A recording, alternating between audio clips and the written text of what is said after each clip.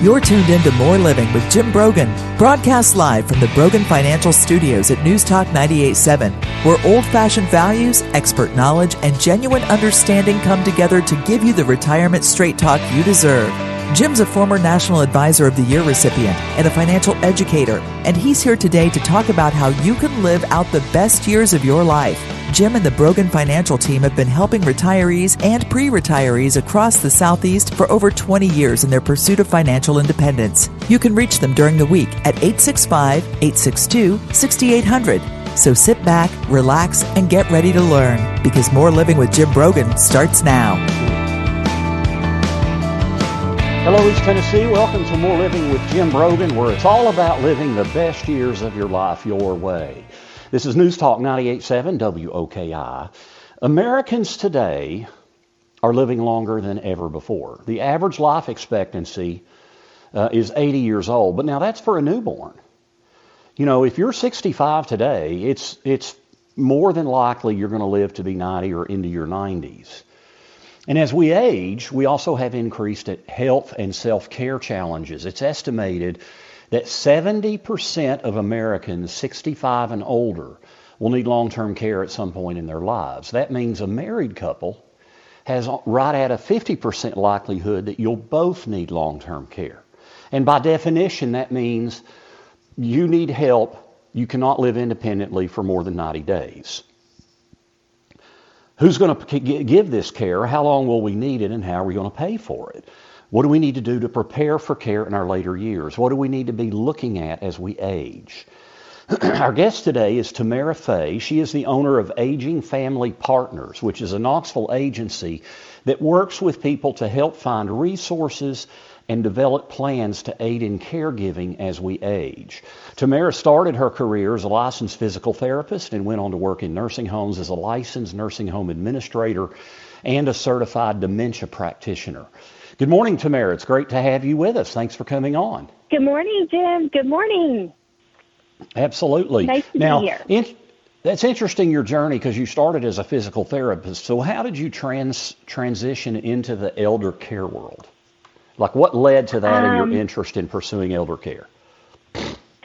My grandmother, my maternal grandmother, I was 18 years old, and I said, I'm going to take on the world and I'm going to be a beautician. And she says, no, you're not. And she says they work really long hours. They have to stand on their feet with their arms up in the air. She says, you have to have your own following.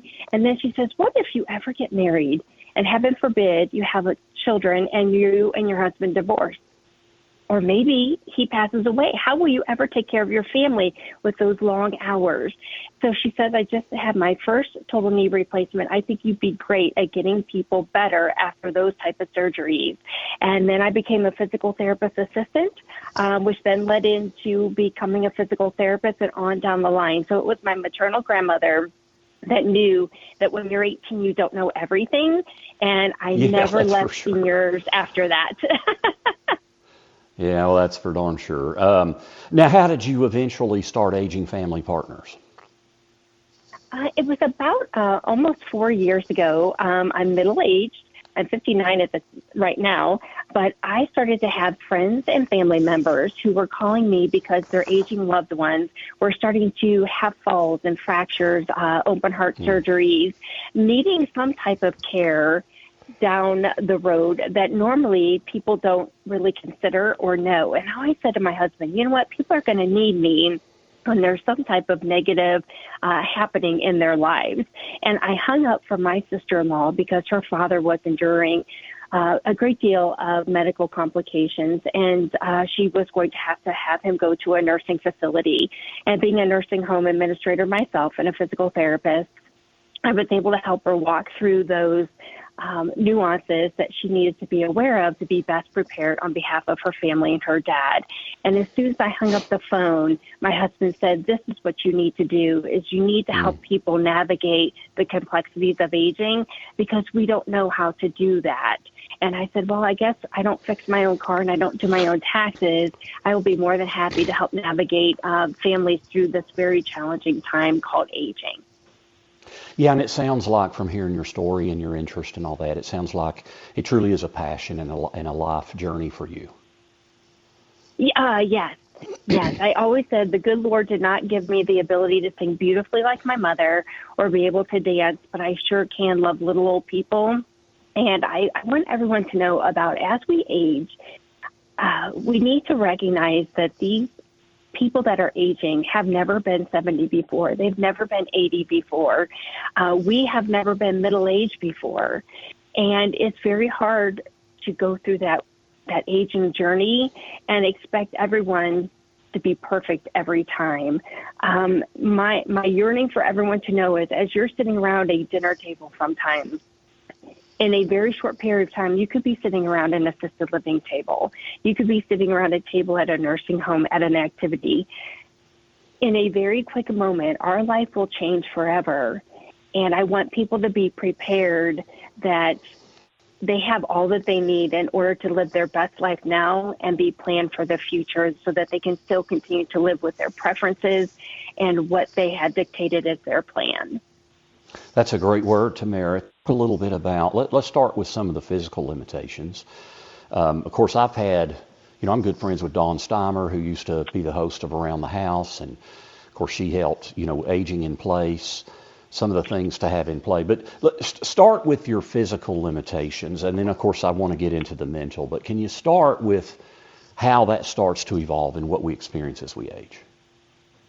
Well, over time, we start to experience just a breakdown in all of our different systems. And whether it's the systems we can see, such as our ability to walk, our ability to lift, to carry, to drive a car, it's really the internal systems that also start to break down.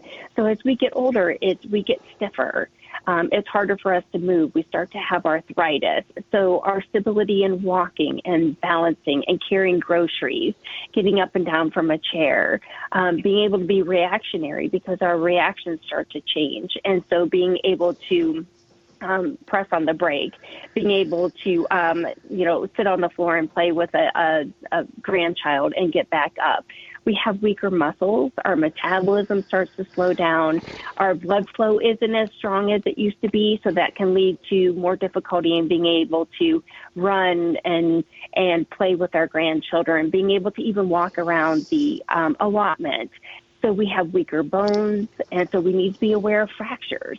Currently, 1 in 4 people over the age of 65 will fall every year, and 37% of those people will have some type of significant injury. Yeah.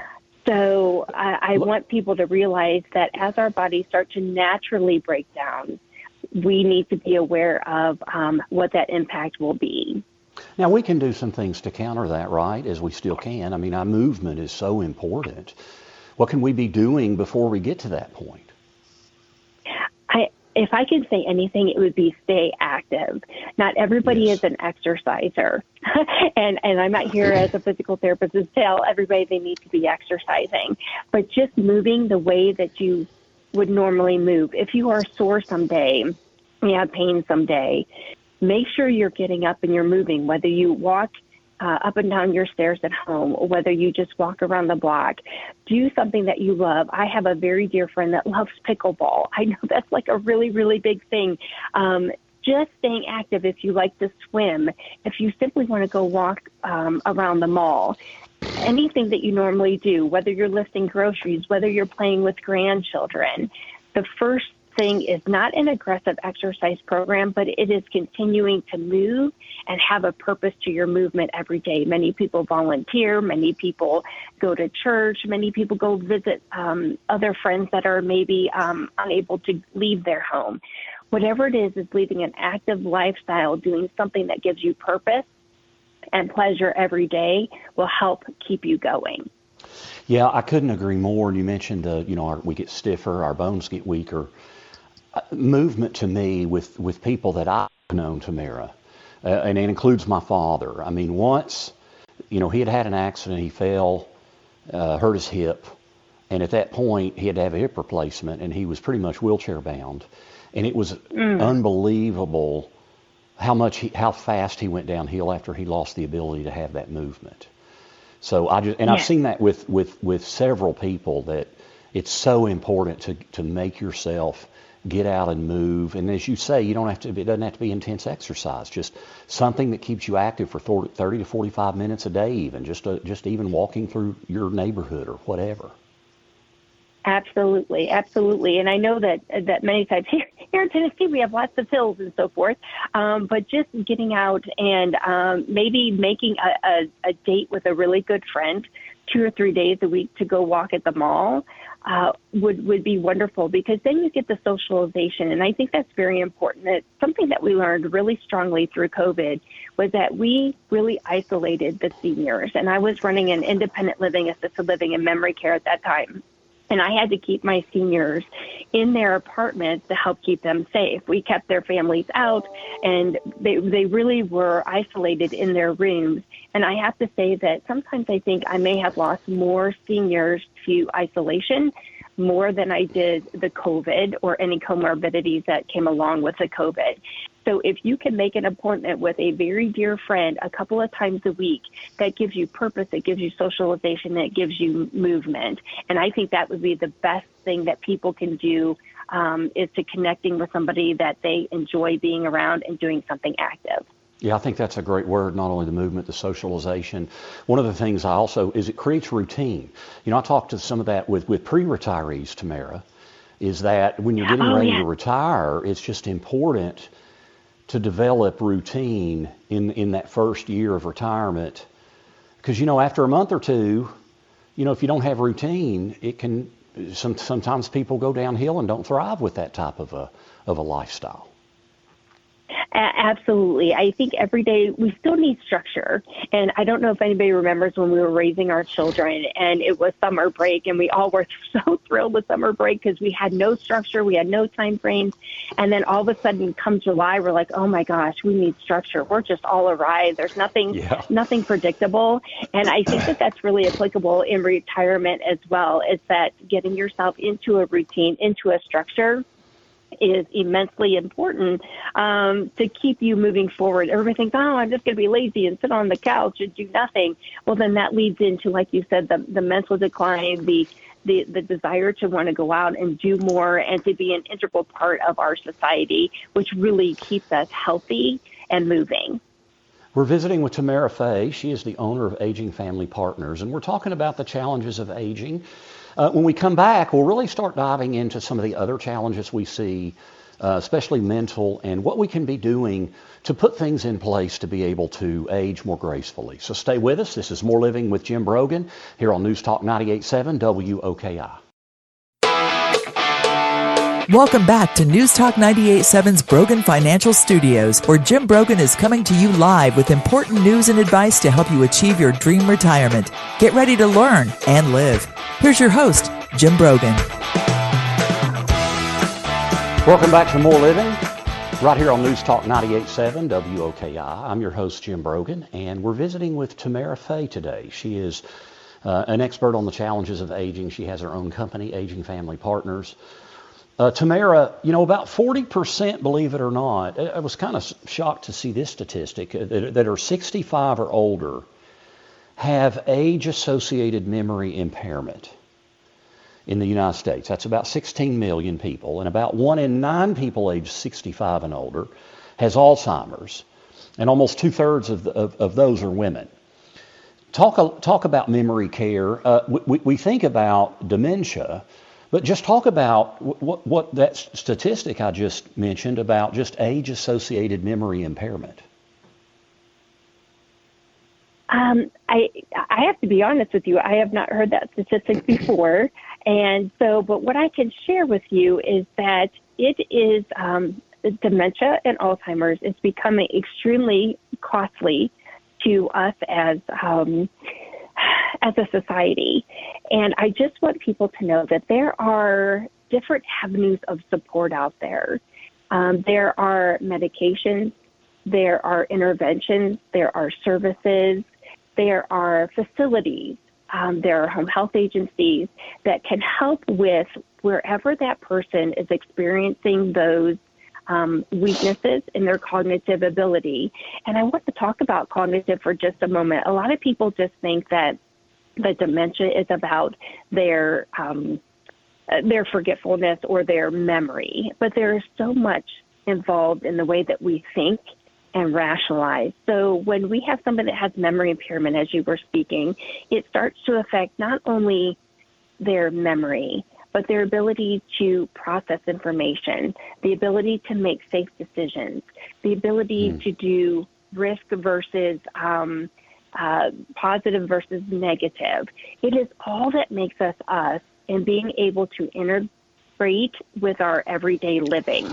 And I think that many times people, I think especially for you in the financial world, people start to see that bills are being paid twice or not being paid at all. There's maybe being large sums of money being transferred. There's maybe new people that are helping them make decisions. So I think many times you'll see a lot of those cognitive issues noticed in the financial decision instability, along with forgetting to do everyday life of mobility. Many times people go, oh gosh, I forgot where I put my keys. It is when we start that our memory and our ability to function, think, and integrate decision-making into our life starts to impede our safety and within our own everyday function, whether we are trying to just go to an appointment, whether we're forgetting that we're leaving a pot on the stove and it starts to burn. There are so many areas that we notice that our thinking and our processing is off, not just our memory. Well, that leads me to a question. Conversations about care can be tough. And I know probably just about all of us have seen this happen where we were dealing with an aging loved one, and it was a very difficult process. If someone you love is having a tough time caring for themselves, how do you approach a conversation with them about potential assistance or making a move? I think the first is to always remember that they were an independent person. And I always want people to think, okay, if one of my loved ones was coming to have this conversation with me, how would I want to be approached with it? And I think many times the sandwich generation, who are most times going to be the ones that step up to help take care of mom or dad, aunt or uncle. And that talk just for a minute to me about the family. You mentioned the sandwich generation. Can you just define that a little bit for anybody who may not know what that is? Yeah, the sandwich generation are those individuals that have someone that came before them and someone that has come after them. So whether it would be, usually it is us middle-aged individuals that have a mom, a dad, an aunt, an uncle, or even a grandparent still that maybe will need our assistance. And then also maybe children or grandchildren that we're still responsible for in some capacity. So people find themselves in the sandwich generation trying to balance all of those hats and all of those responsibilities, and it becomes overwhelming many times. And so what is best for them is to sit down, and whether it's you or whoever maybe has the best relationship with that person, or maybe you bring a best friend in, maybe your loved one has a best friend that is also seeing that maybe there is some decline in some capacity, and maybe sitting just together to talk about what is it that they feel, how their day is going. Do they feel like they're struggling to achieve anything throughout the day? And just being respectful of they were independent, they had worked, they had raised families, they paid taxes, they've gone on vacation. These are very independent people that now over time are starting to decline just by normal aging and maybe needing more support. So I would say the first introduction to someone is to get whoever maybe has the best rapport with that person, and maybe even a best friend or a spouse or another sibling, to sit down and just openly discuss on how they feel every day is going.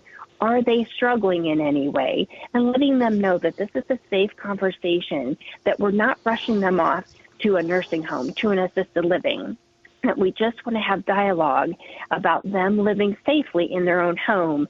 And when they share with us maybe what they are experiencing, say, Mom, Dad, Aunt, Uncle, Grandma, we can help get support here in your home, that you can stay safely at home.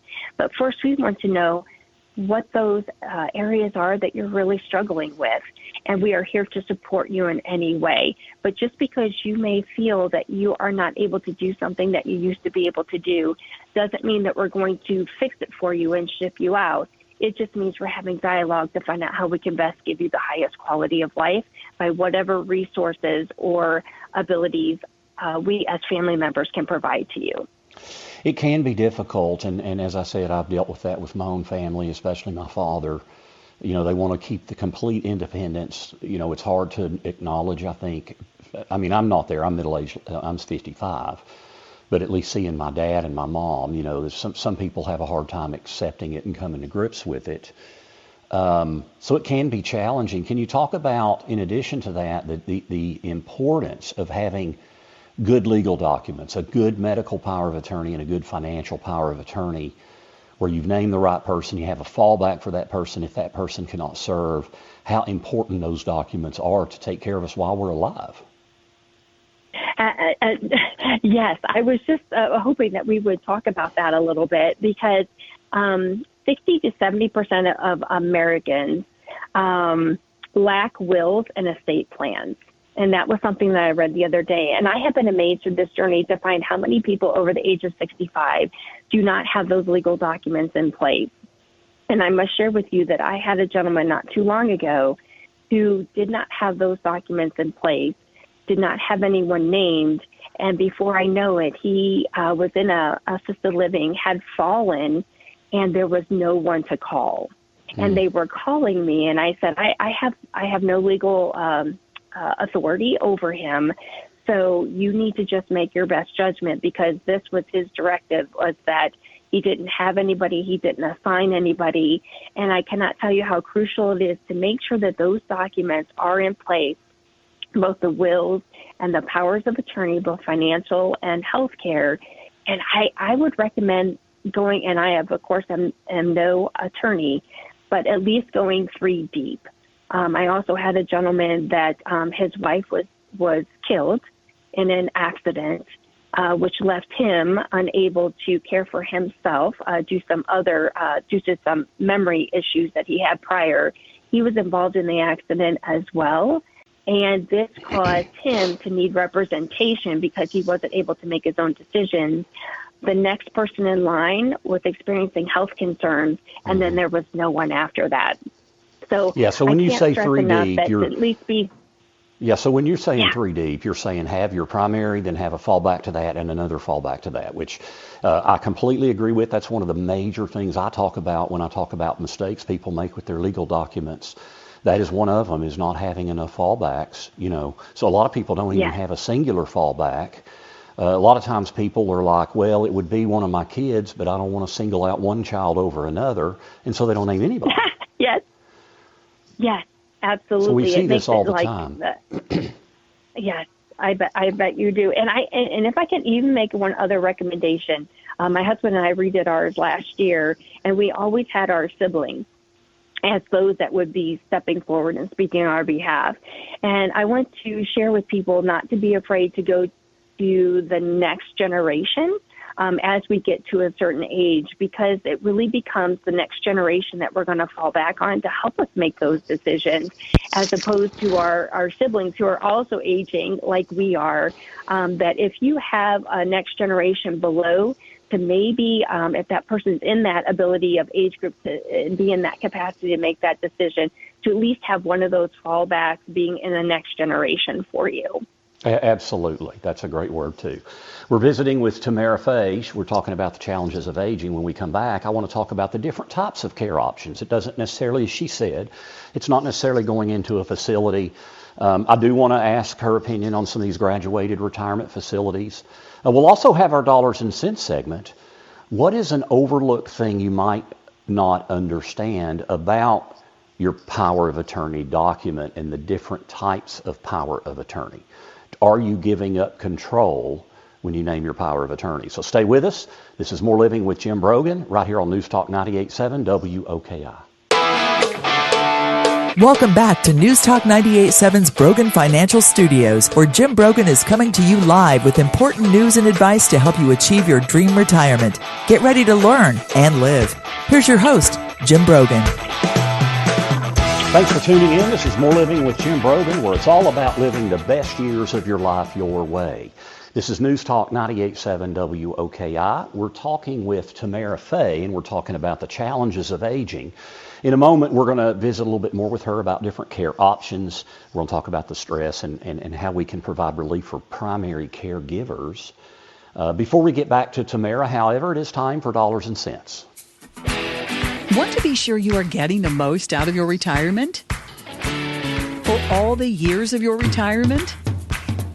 That's the primary goal of More Living with Jim Brogan and our Dollars and Cents segment, where we provide you with an important financial tip that will help positively impact the quality of your life in retirement. And now, here's Jim with this week's Dollars and Cents tip. Understanding the power of attorney document and what it does and what it does not do. First off, there are two primary main power of attorney documents. There's the medical power of attorney, which is for someone to make your medical decisions when you cannot. And then there's the financial power of attorney, which is for someone to pay your bills and administer your affairs when you cannot. Many people are not aware, like on a financial power of attorney, you know, there are some accounts you have that are in your name. If you have retirement accounts, IRA, 401k, you know, it's an individual retirement account. It's just in your name. You may think that if something happens to you and you're temporarily incapacitated, your spouse can act for you on that, not without the proper legal documentation, because your spouse is not on that. They're not a co-owner of an IRA. And with all the privacy laws and things, it can get hairy. Same things can happen with the medical power of attorney. The main thing I want to cover is that there are two main kinds of powers of attorney. Not that there aren't more, but there's two main ones. One is what's called a durable power of attorney, and the other is what's called a springing power of attorney. Let's start with the durable power of attorney. You know, if I've named my wife as my durable financial power of attorney, she is my power of attorney, both now and in the future. The word durable actually means the power of attorney is durable upon my incapacity. In other words, yeah, she can make decisions for me and pay my bills when I'm incapacitated, but she can do that now too. So if I name her as my financial power of attorney, she could actually go clean out my bank account. Now, we're a first marriage. I'm not at all worried about that. The other type of power of attorney is a springing power of attorney. A springing power of attorney springs to life upon your incapacity. So if I named her my springing power of attorney, then she has to show the fact that I cannot act for myself. And if I want, I can have my day in court. Now, you can do this with a medical or a financial power of attorney. And when I tell folks about the differences, people, their initial reaction is, well, why wouldn't everybody do a springing power of attorney? Well, there's challenges with that too. My father had a springing medical power of attorney. And so he had to be proven incompetent or having lack of capacity for us to make his decisions. And we went through a phase where he didn't want to give that up. And for us to do that, he was a former lawyer in his working career. He would have had his day in court. He would have been able to challenge us taking over his medical decisions. And he would have done it. And he could have cleaned himself up, gotten himself into court at first thing in the morning. He had vascular dementia. He was also dealing with some ongoing alcohol issues. And he could have gotten in front of a judge, I think, and cleaned himself up and made a compelling case. But the hardest thing for us is we would have had to sit there and tell the judge, my dad is incapable. He's incompetent now to make his own medical decisions. And that can be very, very difficult. It can even be difficult with a spouse. So what I typically see is with first marriages, people do name their spouses their regular power of attorney. They don't do a springing power of attorney. Where we see springing powers of attorney more frequently is when it's a second marriage. Maybe you have a blended family, or maybe you've named your child or your children in a specific order. You may not want them to just be able to act. You may want, some sort of an event to trigger that.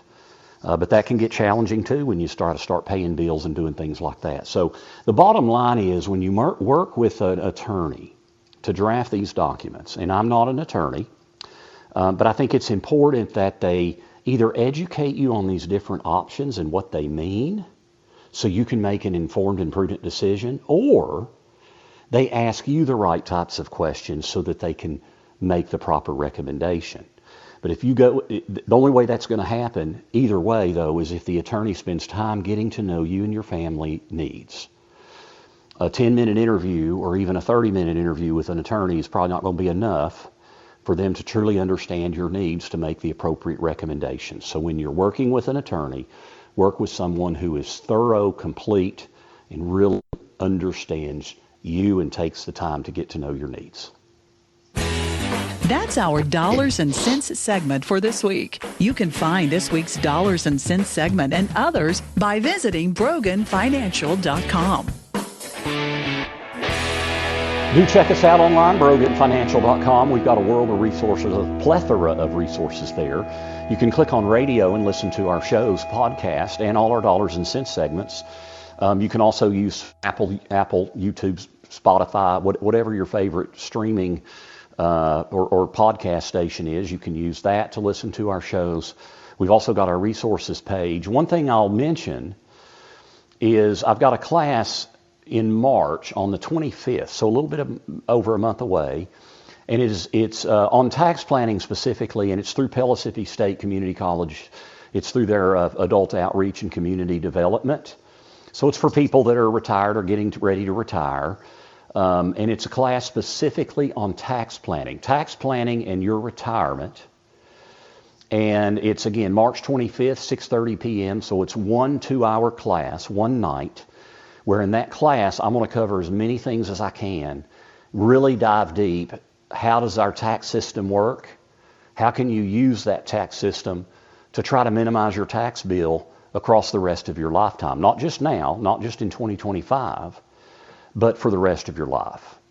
What happens when you turn 73 and you have to start taking those distributions taxable from your retirement accounts? What can you be doing now? Understanding the history of our income tax rates gives us a better understanding of where we may be going in the future. So if you want more information, you can go to PellissippiTaxPlanning.com. Again, Tuesday, March 25th, 6:30 to 8:30 p.m. Go to PellissippiTaxPlanning.com and you can get more information. Today we're visiting with Tamara Fay. We're talking about the challenges of aging. And Tamara, you mentioned in that last segment kind of what are some of the types of care options as people start to need assistance? Absolutely. There are multiple, and there are about 9 that people traditionally are aware of, and it's independent living, assisted living, memory care, nursing homes, home health services, hospice services, and then there's also something called inpatient hospice care, along with adult daycare and respite stays. And all of them play an intricate role based on different levels of what type of help that client may need.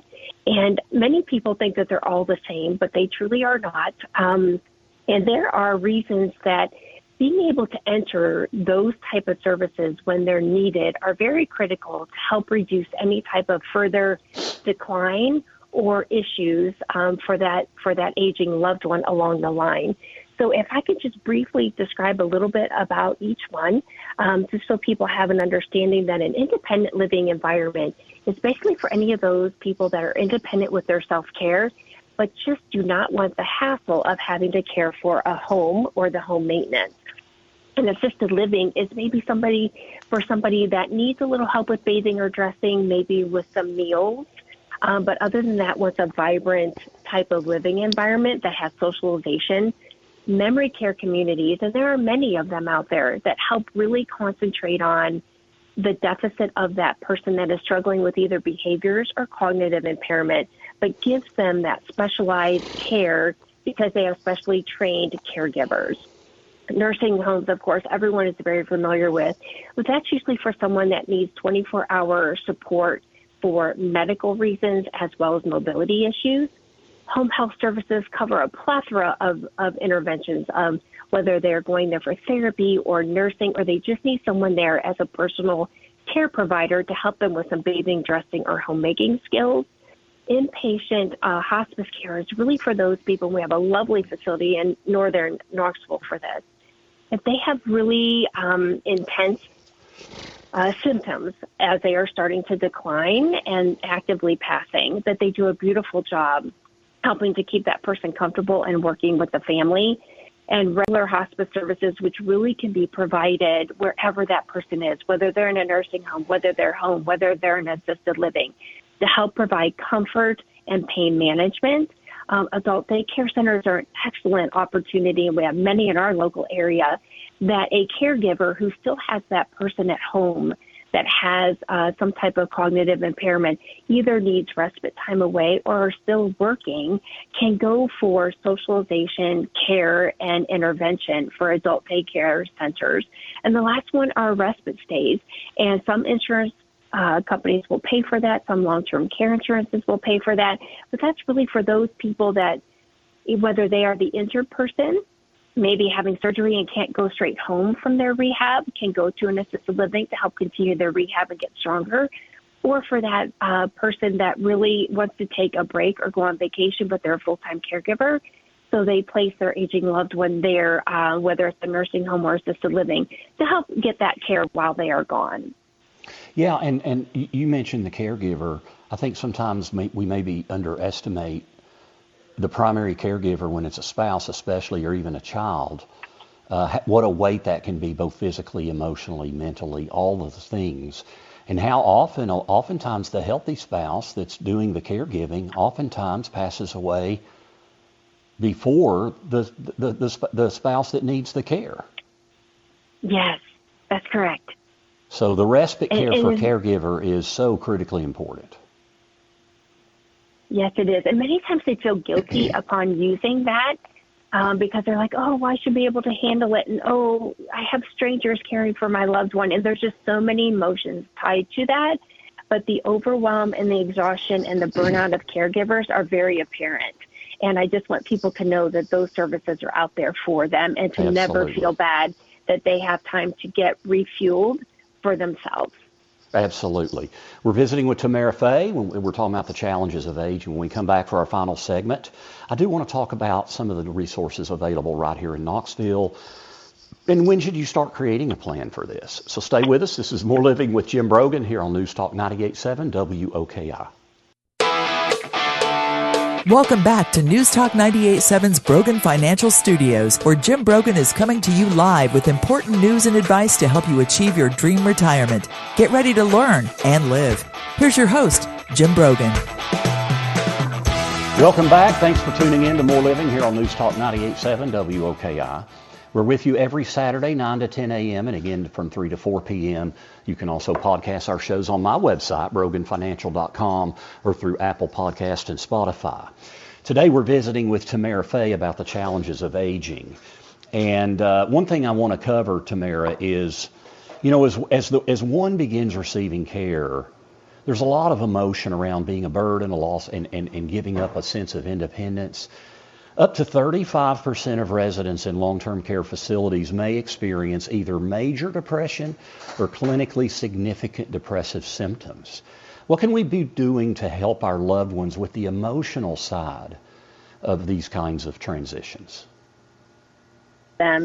Is professional intervention. I think that families do their very best at supporting mom and dad, but sometimes we end up taking over for them, which then leaves them in a more dependent state. I believe that if they had someone that is experienced in speaking with them about those challenges of aging and helping them work through that psyche, I think that's instrumental in helping them move forward.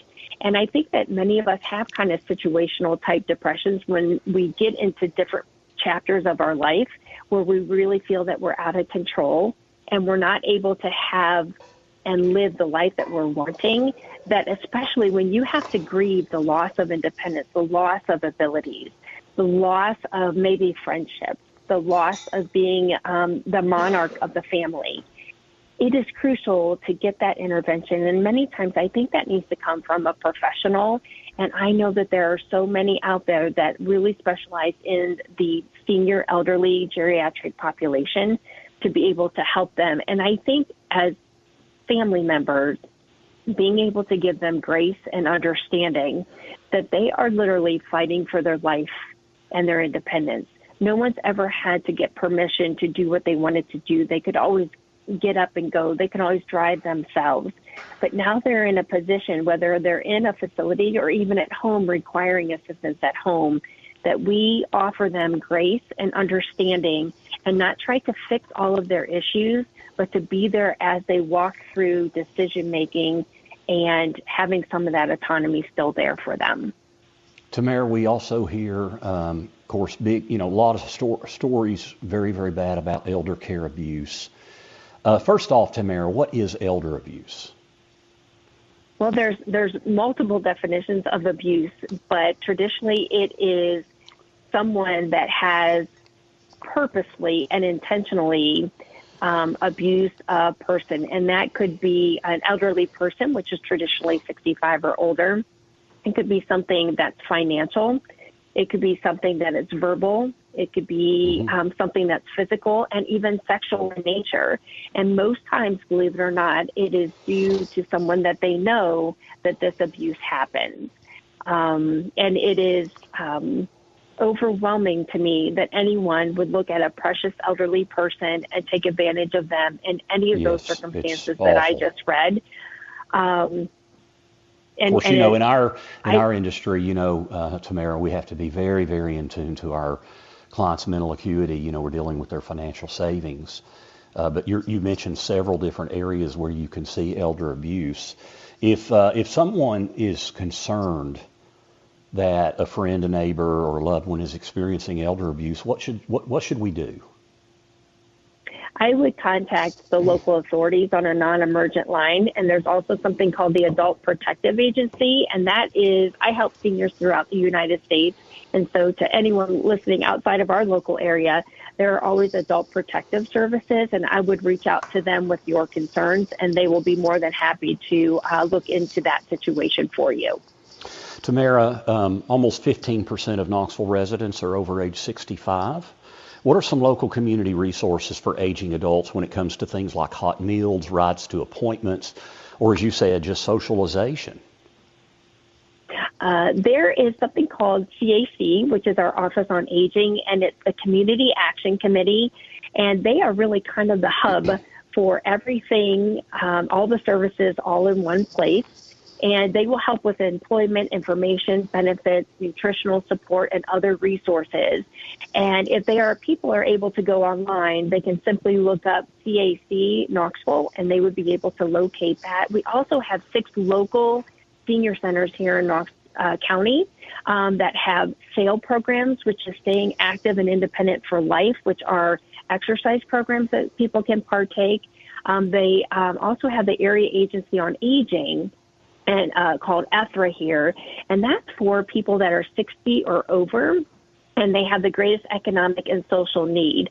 And in that group of individuals, they help with getting home-delivered meals, homemaker services, personal care services, legal services, and ombudsman services, and so much more. So ETHRA, ETHRA, is the best place for them to start. And then lastly, there's actually a free, if people are able to log on to the computer, there's a senior services directory here from the Office on Aging. And they have, I don't even know, 50 different links, if not more, of every type of guidance and education that people will need just to get started on locating those type of services for their loved ones.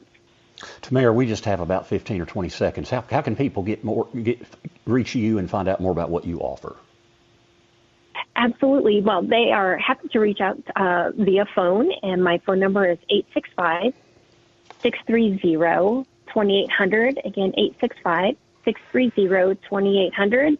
And then I also have a website, agingfamilypartners.com, and they are able to schedule time for a free consultation and just for them to be able to feel free to share what's on their mind. I always say with people, it doesn't have to make sense.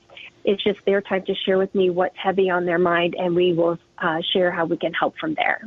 Well, Tamara, thank you so much for taking time out of your schedule.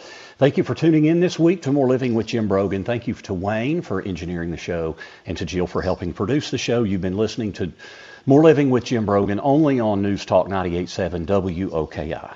The views expressed by Jim Brogan and his guests are not that of Cumulus Media. Any discussion of financial, legal, and tax planning strategies is not intended to be individualized advice and is general in nature. Always consult with your advisor for advice specific to your needs. This program's content does not represent a recommendation of any particular security, strategy, or investment by Jim Brogan or Brogan Financial Incorporated.